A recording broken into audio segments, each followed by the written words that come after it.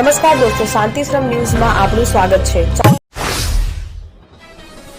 બનાસકાંઠાના કાંકરેજ ખરીદ વેચાણ સંઘની ચૂંટણીની તારીખો જાહેર કરવામાં આવી છે। આગામી 5 સપ્ટેમ્બરે મતદાન યોજાશે અને 6 સપ્ટેમ્બરે પરિણામ જાહેર થશે।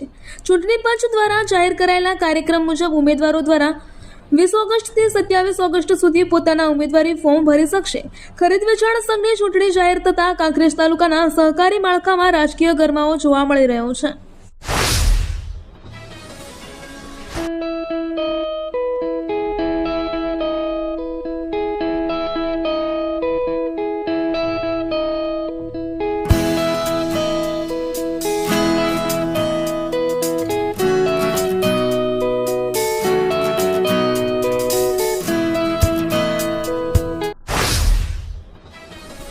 દિયોદર તાલુકા કોંગ્રેસ સમિતિ દ્વારા પૂર્વ પ્રધાનમંત્રી સ્વ શ્રી રાજીવ ગાંધીની 82મી જન્મજયંતિ નિમિત્તે વૃક્ષારોપણ કાર્યક્રમનું આયોજન મીઠી પારડી મધ્યે કરવામાં આવેલ। આ પ્રસંગે દિયોદરના પૂર્વ ધારાસભ્ય શ્રી શિવાભાઈ ભુરિયા, બનાસકાંઠા જિલ્લા કોંગ્રેસ સમિતિના પૂર્વ પ્રમુખ ભરતસિંહ વાઘેલા, પૂર્વ સરપંચ મફતસિંહ વી વાઘેલા, દિયોદર તાલુકા કોંગ્રેસ સમિતિના પ્રમુખ ઉમેદભાઈ પટેલ, બનાસકાંઠા જિલ્લા કોંગ્રેસ સમિતિના કાર્યકારી પ્રમુખ નરસિંહભાઈ દેસાઈ, જિલ્લા પંચાયત સદસ્યો નાનજીભાઈ પટેલ, બળવંતજી ઠાકોર, બળદેવભાઈ બારોટ સહિતના કોંગ્રેસના અગ્રણીઓ ઉપસ્થિત રહ્યા હતા।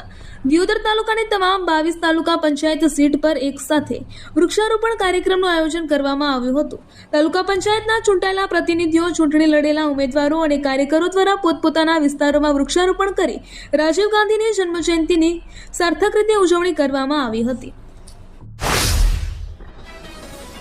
શક્તિ, ભક્તિ અને આસ્થાના કેન્દ્ર એવા સુપ્રસિદ્ધ યાત્રાધામ અંબાજી ખાતે આગામી 20 થી 26 સપ્ટેમ્બર 2026 દરમિયાન ભાદરવી પૂનમ મહામેળાનું આયોજન કરવામાં આવશે। અરવલ્લીની ગિરિમાળાઓમાં સ્થિત આદ્યશક્તિ પીઠ ખાતે યોજાનારા પવિત્ર મહોત્સવના સુચારુ આયોજન અને સંકલનાર્થે બનાસકાંઠા જિલ્લાના પ્રભારી મંત્રી શ્રી કમલેશભાઈ પટેલના અધ્યક્ષસ્થાને વિડીયો કોન્ફરન્સના માધ્યમથી અધિકારીશ્રીઓ સાથે સમીક્ષા બેઠક યોજાઈ હતી। ગુજરાત સરકાર અને ગુજરાત પવિત્ર યાત્રાધામ વિકાસ બોર્ડના સહયોગથી જિલ્લા વહીવટીતંત્ર તેમજ શ્રી અંબાજી માતા દેવસ્થાન ટ્રસ્ટ દ્વારા મહામેળાની પૂર્વ તૈયારીઓ પૂરજોશમાં શરૂ કરી દેવામાં આવી છે। આ સમગ્ર મેળા દરમિયાન વ્યવસ્થાઓ સુચારુ રીતે જળવાઈ રહે અને સુદૃઢ સંકલન રહે તે હેતુથી જિલ્લા કક્ષાએ અલગ અલગ 28 જેટલી વિવિધ સમિતિઓની રચના કરવામાં આવી છે, જે સમગ્ર વ્યવસ્થાપન પર સીધી નજર અને દેખરેખ રાખશે। ગબ્બર પર્વત નજીક પહાડો વચ્ચે આવેલા ચુંદડીવાળા માતાજીના આશ્રમ ખાતે 97મો જન્મ મહોત્સવ ભક્તિભાવપૂર્વક ઉજવવામાં આવ્યો હતો। દર વર્ષે શ્રાવણ સુદ આઠમના રોજ આ જન્મ મહોત્સવનું આયોજન કરવામાં આવે છે। આ મહોત્સવ નિમિત્તે નવચંડી યજ્ઞ, જન્મ મહોત્સવ, આરતી સહિત અનેક ધાર્મિક કાર્યક્રમો યોજાયા હતા। આદિવાસી સમાજ દ્વારા પરંપરાગત નૃત્ય રજૂ કરવામાં આવ્યું હતું। ભક્તોએ કેક કાપીને માતાજીના ગરબા રમીને ઉત્સાહભેર ઉજવણી કરી હતી। ઉલ્લેખનીય છે કે ચુંદડીવાળા માતાજીને બ્રહ્મલીન થઈ 6 વર્ષ વીતી ગયા છે, તેમ છતાં ભક્તો મોટી સંખ્યામાં તેમના આશ્રમે દર્શન કરવા આવે છે। ભક્તોનું માનવું છે કે માતાજી ભલે શારીરિક રૂપે હાજર ન હોય, પરંતુ આત્મા રૂપે તેઓ અહીં સદૈવ બિરાજમાન છે।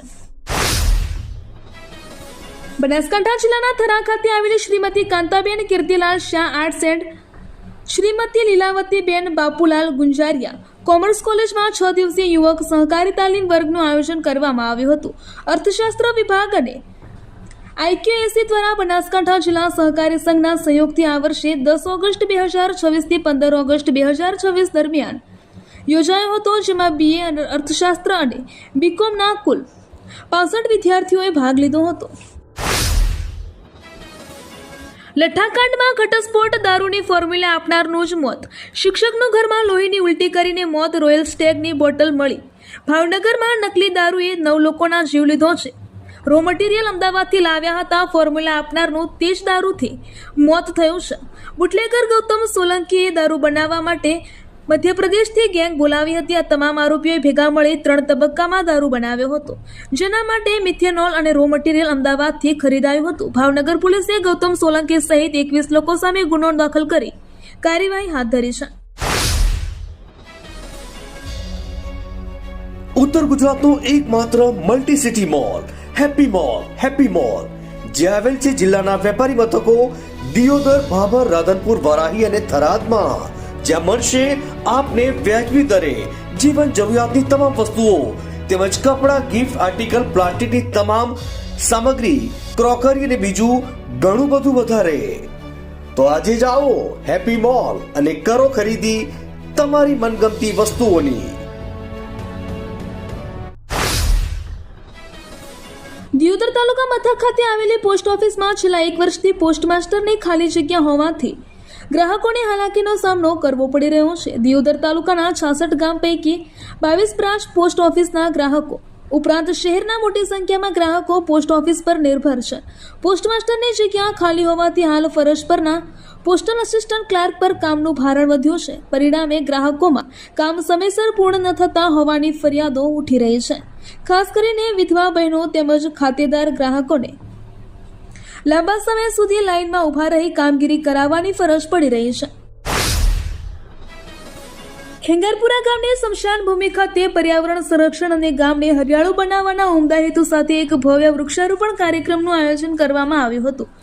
VSS સંસ્થા દ્વારા આયોજિત આ કાર્યક્રમ અંતર્ગત ગ્રામજનોના સહિયારા પ્રયાસોથી અંદાજિત 20,000થી વધુ વૃક્ષોનું વાવેતર કરવામાં આવ્યું હતું. છેલ્લા 24 કલાકમાં રાજ્યના 11 તાલુકામાં 11 મીમી સુધીનો વરસાદ નોંધાયો છે. આજે સવારના બોટાદ, ડાંગ અને નવસારીના છૂટાછવાયા સ્થળોએ સામાન્ય વરસાદ પડ્યો છે. તાપમાનમાં 34.2 સેલ્સિયસ સાથે ભાવનગર રાજ્યનું સૌથી ગરમ શહેર રહ્યું છે.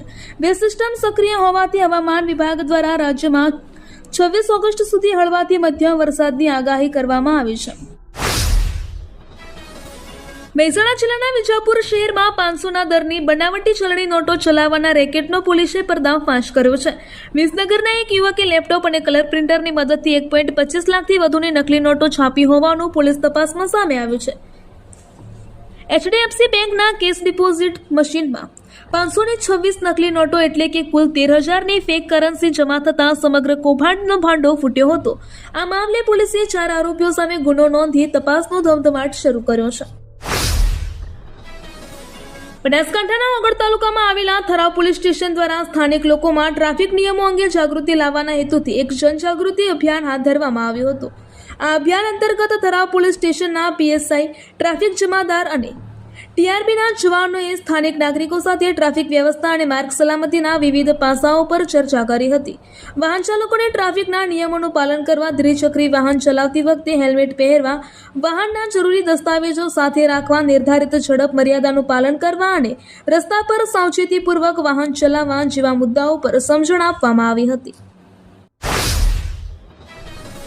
દિયોદર પંથકમાં અત્યાધુનિક AC બસ શરૂ. દિયોદર ડેપો દ્વારા ભાભર કંટ્રોલ પોઈન્ટ ખાતેથી ભાભરથી અમદાવાદ રૂટની નવીન પ્રીમિયમ AC 2x2 ST બસ શરૂ કરવામાં આવી છે, જેનું રાજ્યમંત્રી શ્રી સ્વરૂપજી ઠાકોરના વરદ હસ્તે વિધિવત લોકાર્પણ કરવામાં આવ્યું હતું.